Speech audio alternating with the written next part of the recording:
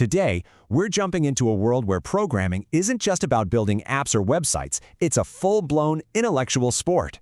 We're going to explore the incredibly fast-paced, brain-bending arena of competitive programming. So just think about that for a second. What if programming was a sport? Forget the stereotype of a coder in a quiet office. Instead, picture a mental sprint, a marathon, where victory goes to the most clever, the most elegant, and the most efficient solution. Okay, so what is it really? Well, you could call it a mind sport. You get handed a super complex puzzle, and your job is to write a program that solves it. But, and this is the big but, your code has to run insanely fast and use minimal memory, all while a clock is ticking down right in your face. Now, when you enter this arena, you gotta choose your weapon. And as you can see from these stats from the 2017 Google Code Jam, C++ is the undisputed king. Almost 80% of top competitors use it. Why? One word, speed. But don't get it twisted. The language is just the tool. The real magic is in the algorithmic thinking behind it. And that brings us to the first massive challenge every single competitive programmer has to face: the brutal, unforgiving race against time. See, it's not enough to write code that just works. You have to write code that works in, like, under a second. So, how do you even measure the speed of your code? Well, programmers have this thing called time complexity. Honestly, you can think of it like a report card for your algorithm. It's written in this big O notation, which basically gives your code a grade. Is it an A+, super fast solution, or is it an F, just way too slow when the data gets big? In this table right here, this shows you why that grade matters so much. Just look. If the problem involves, say, 1,000,000 items, a solution that's graded O of n squared is completely dead on arrival. It won't even come close to finishing in time. You absolutely need something closer to O of n. This means the real puzzle is solved before you even write a line of code. You have to figure out what kind of algorithm is fast enough to even have a chance. To make this all feel a bit more real, let's look at a classic problem. It's called the maximum subarray problem. The goal is to find the chunk of a list of numbers that has the biggest possible sum. Sounds simple enough, right? But how you solve it, that makes all the difference in the world. And here is the dramatic proof. This table lines up 3 different algorithms. The first 2, the kind of obvious brute force ways, are O(n) cubed and O(n) squared. You can see they just start to choke as the list of numbers gets bigger. At 100,000 numbers, one takes over 10 seconds, the other over 5. In a competition, you just failed. But then you look at algorithm 3. Yeah. 0.0 seconds. Even with 1,000,000 numbers thrown at it, the optimized O(n) solution is so fast it basically registers as instantaneous. That is the power of efficient thinking, and that is how you win. So how in the world do you achieve that kind of speed? It's not magic, I promise. It really comes down to having the right tools for the job.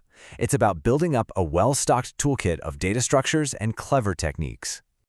And here are some of those essential tools. Think of them like specialized containers.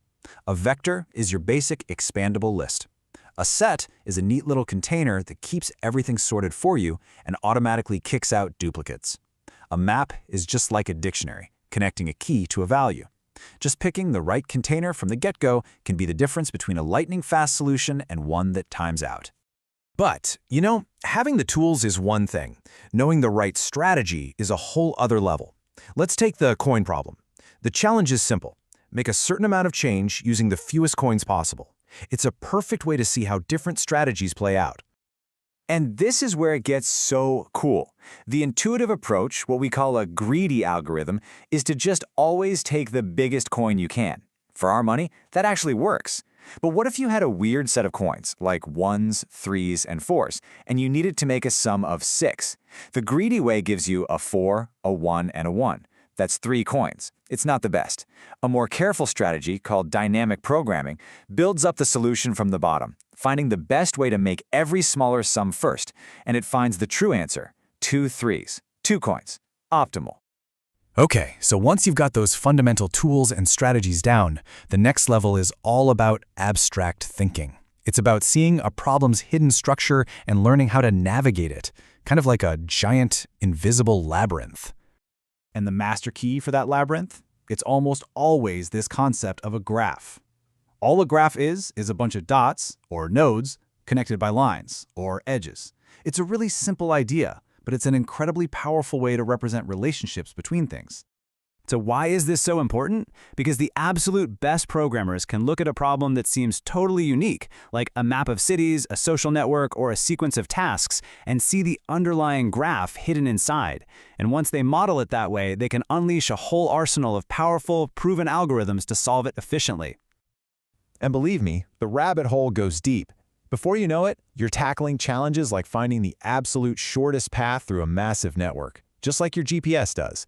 Or you're using advanced number theory to crack cryptographic puzzles. Each of these is an entire field of study in itself. So, after all this theory, this race against time, these abstract ideas, why does any of it actually matter? Well, it turns out this is so much more than just a game. This skill has some serious real-world value.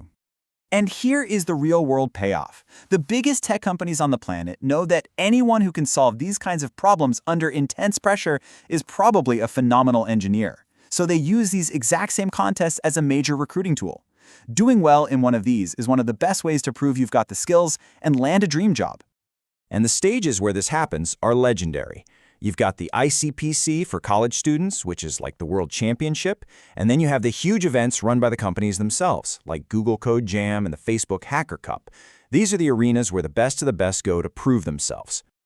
So when you really boil it all down, competitive programming isn't just about writing code. It's a way of thinking. It's about learning how to look at a seemingly impossible challenge and break it down into something you can solve with pure elegance and efficiency. Which leaves us with one final thought. If you had that kind of problem-solving power, what complex problem would you want to solve first?